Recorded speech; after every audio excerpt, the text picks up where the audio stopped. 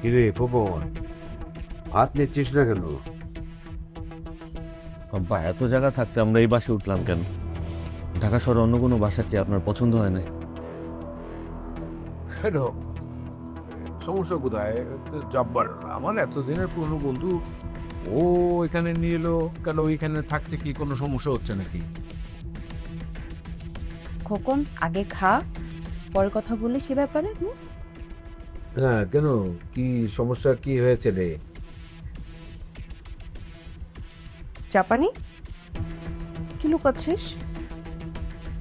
খোকন, এই তোরা কি লুকাচ্ছিস? কথা বল।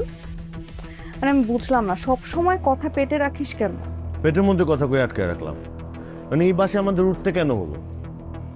জব্বার চাচা ছেলের সাথে জাপানের বিয়ে দিতেই হবে? মানে এটা কি আমরা বাউন্ড এ ব্যাপারে? বাউন্ড হব কেন?